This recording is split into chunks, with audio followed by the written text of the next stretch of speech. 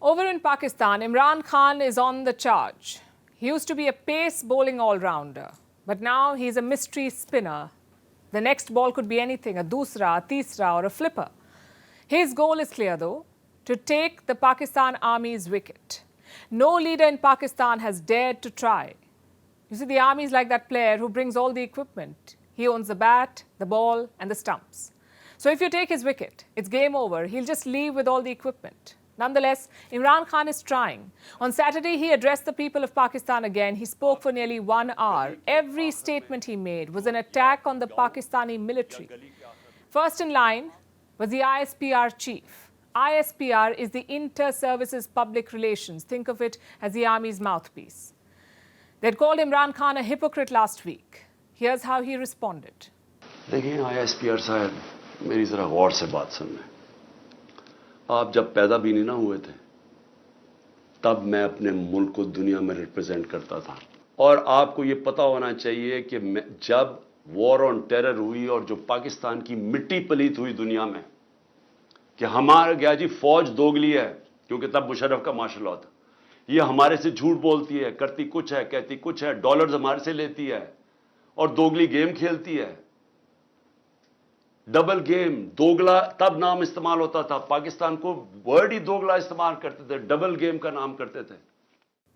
Full marks for honesty. Pakistan did play a double game on terror. But here's what Imran Khan won't tell you. He too enjoyed that game. Imran Khan had no problem helping the Taliban in Afghanistan. Remember, he was once called Taliban Khan. But now he's suddenly grown a conscience. What explains this change? In one word, strategy. Let's talk cricket again. The Pakistan Army is not a rookie batsman. They've been playing this game for 7 decades, so dismissing them will not be easy. So what does Imran Khan do? He tries to get the crowd involved. Maybe if the audience turns against them, the army will lose their focus. Who knows? Maybe even lose their wicket. So that's what Imran Khan is trying to do. And to achieve that, he's breaking some unwritten rules of Pakistani politics. One such rule is 1971. That's when Pakistan broke into two. East Pakistan became modern-day Bangladesh. We know the real story of that war. Even our school textbooks mention them. But not in Pakistan. In the last 50 years, Pakistan has tweaked the narrative. It's not Bangladesh's war of independence for them. It's an Indian conspiracy to break Pakistan. That's what the Pakistani public has been taught. But Imran Khan disagrees. He says what happened in 1971 was a gross injustice to East Pakistan. Listen to this. आज फिर से याद कराना चाहता हूं east Pakistan का।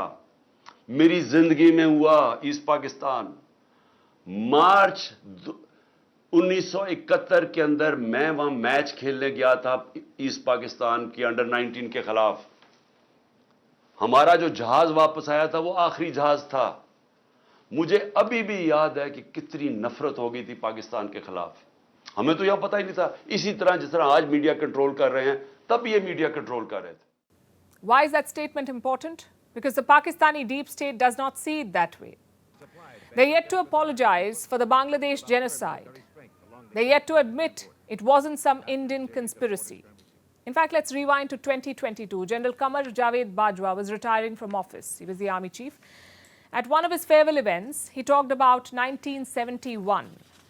Do you know what he said? Let me quote for you. 1971 wasn't a military failure, but a political failure. Our soldiers fought courageously in East Pakistan. That's what Bajwa said. He blamed the politicians, not the generals. Now listen to Imran Khan's version.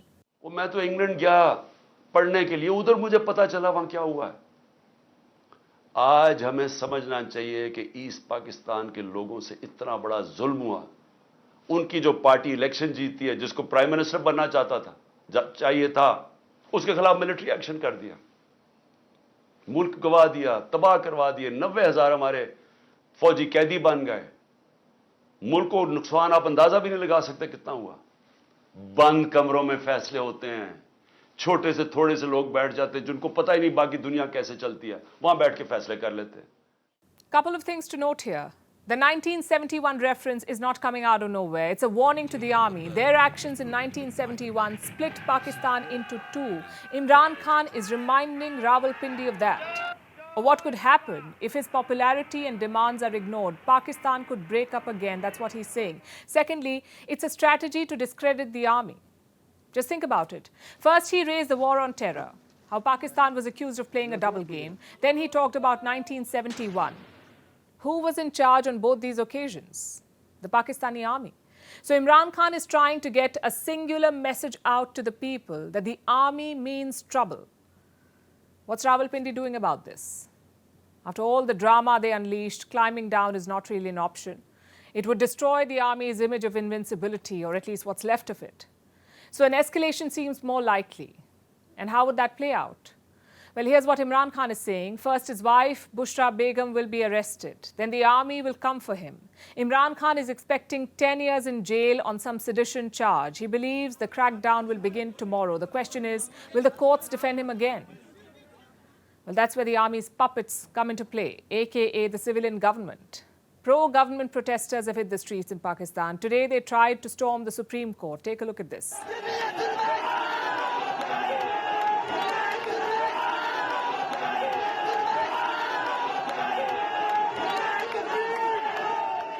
No tear gas for them, I guess.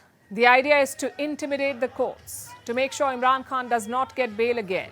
If the courts play along, what happens next? What happens if Imran Khan is arrested, convicted and disqualified? He's already dropped hints with the 1971 references. So arrest or not, Imran Khan is not planning on giving up. For him, this is a knockout contest. It can only end with one side being eliminated.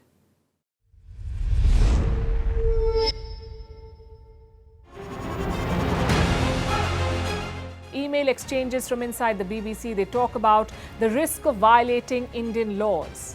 It's easier to rake up the freedom of speech debate, but does it give anyone a free pass to knowingly violate the law? America supports India because it needs India's support in return. And India is working with the US because it suits India's interests. This is how geopolitics works. Last night, he diffused a crisis with his defense minister. But today, Netanyahu was confronted with a new problem. His cabinet seems to have rebelled against him.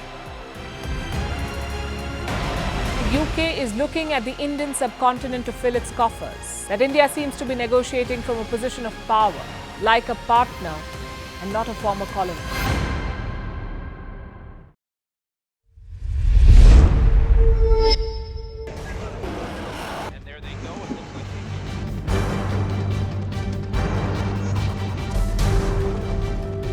The US and Russia are dangerously close to an armed conflict.